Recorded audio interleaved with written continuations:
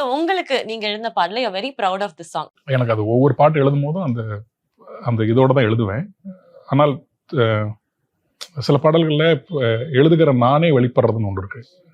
அதுக்காக தான் எழுதுறதும் நான் கவிதைகள் எழுதுறதும் அதுக்கு தான், கட்டுரைகள் பாட்டு எழுதுறதுமே எங்கேயாவது ஒரு எழுதுகிற டைமில் ஏதோ ஒரு இடத்துல நான் ஒருத்தன் வெளிப்படுவேன்.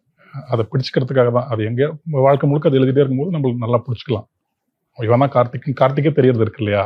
அப்படி எனக்கு அமைஞ்ச பாட்டு ஒரு கொஞ்சம் குறைச்சலான பாட்டு தான். அதில் ஒரு பாட்டு அந்த ஜேர்னின்னு ஒரு பாடல் ஜானு படத்தில் வந்திருந்தது. லைஃப் ஆஃப் ராமோட இன்னொரு வெர்ஷன். ஆமா.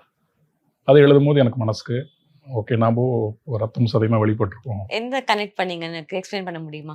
அது இப்போ எனக்குள்ள அந்த தேடல் இருந்துகிட்டே இருக்கு. இப்போ நம்ம யாரு அப்படிங்கிறது, நம்ம எதையோ நாம நினைச்சிட்டு அந்த அந்த ஃபால்ஸ் பிலீஃப்லயே லைஃப் முழுக்க வாழ்ந்துட்டு இருக்கோம். இதெல்லாம் நாமளா அப்படின்னு ஒரு கேள்வி உள்ள அரைஸ் ஆகும்போது, அது தேடி தேடி மண்டை போகும்போது தான், அது தேடும்போது தான் கவிதை எழுதுறது, பாட்டு எழுதுறது, இசை கேட்கறது, படிக்கிறது, பிற மனுஷனோட பகிர்ந்துக்கிறது, சண்டை போட்டுக்கிறது, இது எல்லாமே அந்த தேடலினுடைய ஒரு விளைவாக தான் இருக்கு. அப்படி அந்த பாட்டுமே என்னன்னா, அந்த பாட்டும் அப்படிதான் கேட்குது. ஒரு கேமரா வச்சுக்கிட்டு சுத்திக்கிட்டு இருந்தாலுமே, அந்த கேமரா வச்சுக்கிறது அவனுடைய கருவி, அது அவனோட தொழில். ஆனால் அவன் யாரு? அந்த கேமரா வழியா உன்னை பார்க்குறானே அவன் யாருன்னு ஒன்று இருக்கு இல்லையா அந்த பாட்டுக்குள்ள. அதை எழுத போய் தான் ஓரளவுக்கு கார்த்திக் இப்படி ஒரு ஆள் தான் போல. பிளாட்ஸ் எல்லாம் 12-15 லட்சம் சொல்றாங்கல்ல.